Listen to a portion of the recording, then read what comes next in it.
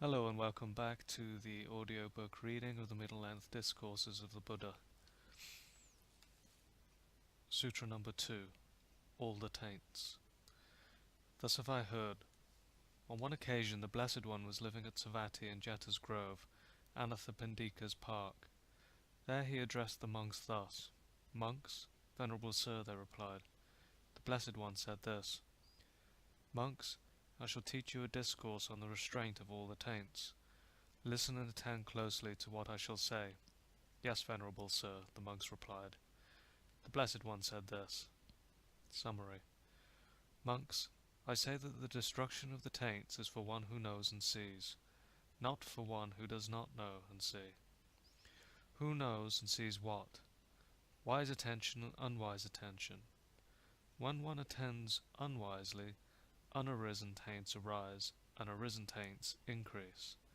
When one attends wisely, unarisen taints do not arise, and arisen taints are abandoned. Monks, there are taints that should be abandoned by seeing. There are taints that should be abandoned by restraining. There are taints that should be abandoned by using. There are taints that should be abandoned by enduring. There are taints that should be abandoned by avoiding. There are taints that should be abandoned by removing. There are taints that should be abandoned by developing. Taints to be abandoned by seeing. What taints, monks, should be abandoned by seeing? Here, monks, an untaught ordinary person, who has no regard for noble ones, and is unskilled and undisciplined in their dharma, who has no regard for true men, and is unskilled and undisciplined in their dharma, does not understand what things are fit for attention, and what things are unfit for attention. Since that is so, he attends to those things unfit for attention, and he does not attend to those things fit for attention. What are the things unfit for attention that he attends to? They are things such that when he attends to them, the unarisen taint of sensual desire arises in him, and the arisen taint of sensual desire increases. The unarisen taint of being arises in him, and the arisen taint of being increases. The unarisen taint of ignorance arises in him, and the arisen taint of ignorance increases. These are the things unfit for attention that he attends to. And what are the things fit for attention that he does not attend to? They are things such that when he attends to them, the unarisen taint of sensual desire does not arise in him, and the arisen taint of sensual desire is abandoned. The unarisen taint of being does not arise in him, and the arisen taint of being is abandoned. The unarisen taint of ignorance does not arise in him, and the arisen taint of ignorance is abandoned. These are the things fit for attention that he does not attend to. By attending to things unfit for attention, and by not attending to things fit for attention, both unarisen taints arise in him, and arisen taints increase. This is how he attends unwisely. Was I in the past? Was I not in the past? What was I in the past? How was I in the past? Having been what did I become in the past? Shall I be in the future? Shall I not be in the future? What shall I be in the future? How shall I be in the future? Having been what shall I become in the future? Or else he is inwardly perplexed about the present thus. Am I? Am I not? What am I? How am I? Where has this being come from? Where will it go? When he attends unwisely in this way, one of 6 views arises in him. The view, self exists for me, arises in him as true and established, or the view, no self exists for me, arises for him as true and established, or the view, I perceive self with self, arises in him as true and established, or the view, I perceive not self with self, arises in him as true and established, or the view, I perceive self with not self, arises in him as true and established, or else he has some such view as this.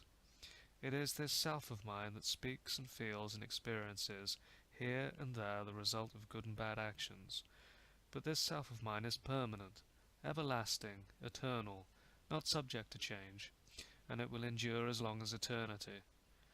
This speculative view, monks, is called the thicket of views, the wilderness of views, the contortion of views, the vacillation of views, the fetter of views. Fettered by the fetter of views, the untaught ordinary person is not freed from birth, aging, and death, from sorrow, lamentation, pain, grief, and despair. He is not freed from suffering, I say.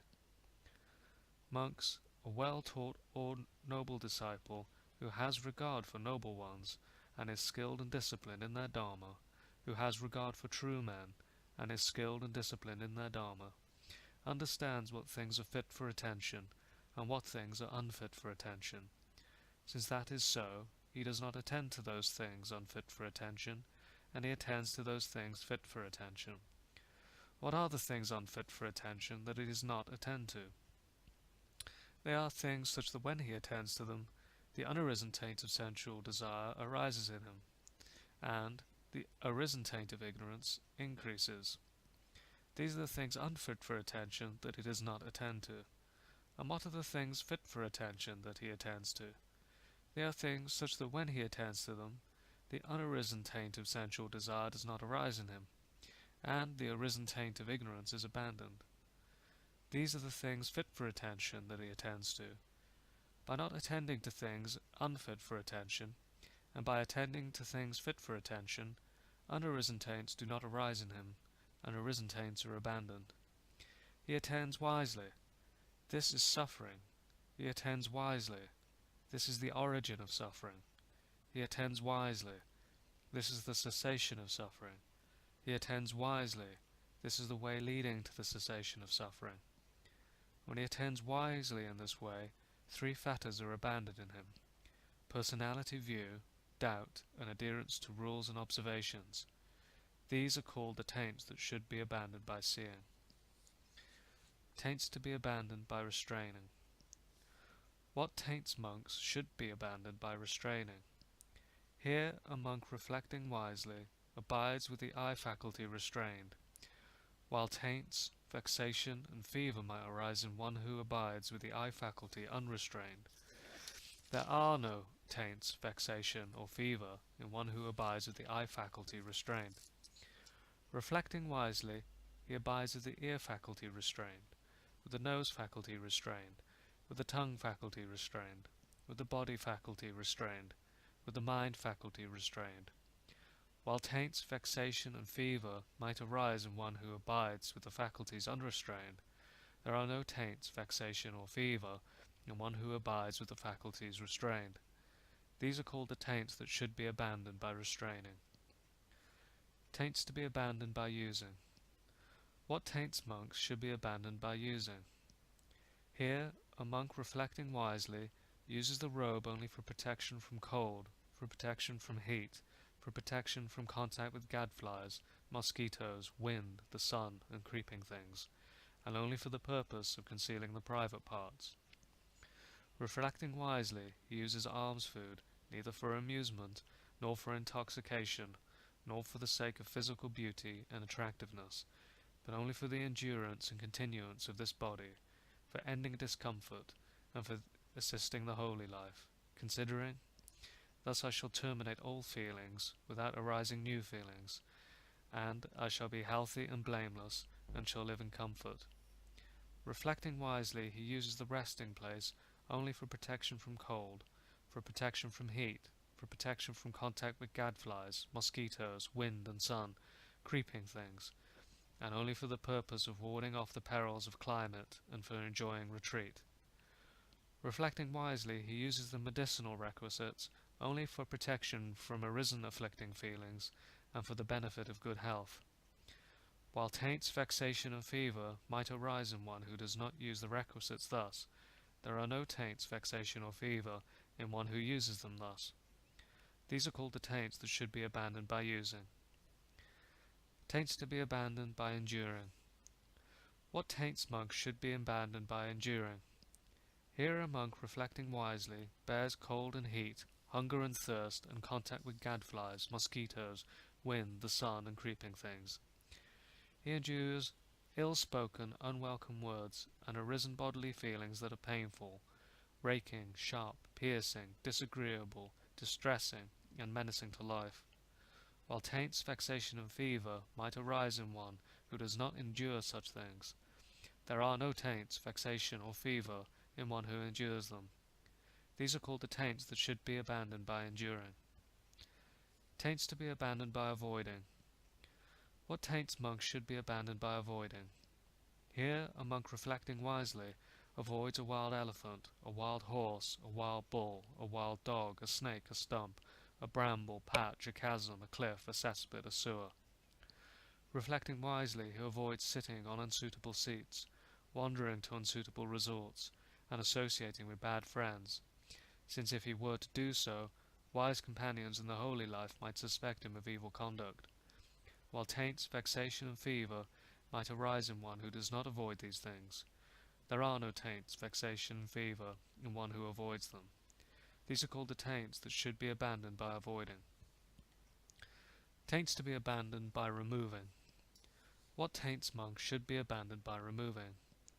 Here a monk reflecting wisely does not tolerate an arisen thought of sensual desire. He abandons it, removes it, does away with it, and annihilates it. He does not tolerate an arisen thought of ill will. He does not tolerate an arisen thought of cruelty. He does not tolerate arisen evil and wholesome states. He abandons them, removes them, does away with them, and annihilates them. While taints, vexation, and fever might arise in one who does not remove these thoughts, there are no taints, vexation, or fever in one who removes them. These are called the taints that should be abandoned by removing. Taints to be abandoned by developing. What taints monks should be abandoned by developing? Here a monk reflecting wisely develops the mindfulness, enlightenment factor, which is supported by seclusion, dispassion, and cessation, and ripens in relinquishment. He develops the investigation of states enlightenment factor, the energy enlightenment factor, the rapture enlightenment factor, the tranquility enlightenment factor, the concentration enlightenment factor, the equanimity enlightenment factor, which is supported by seclusion, dispassion, and cessation, and ripens in relinquishment. While taints, vexation, and fever might arise in one who does not develop these enlightenment factors, there are no taints, vexation, or fever in one who develops them. These are called the taints that should be abandoned by developing. Conclusion. Monks, when a monk with taints that should be abandoned by seeing have been abandoned by seeing, when the taints that should be abandoned by restraining have been abandoned by restraining, when the taints that should be abandoned by using have been abandoned by using, when the taints that should be abandoned by enduring have been abandoned by enduring, when the taints that should be abandoned by avoiding have been abandoned by avoiding, when the taints that should be abandoned by removing have been abandoned by removing, when the taints that should be abandoned by developing have been abandoned by developing. Then he is called a monk who dwells restrained with the restraint of the taints. He has severed craving, flung off the fetters, and with the complete penetration of conceit he has made an end of suffering. This is what the Blessed One said. The monks were satisfied and delighted in the Blessed One's words.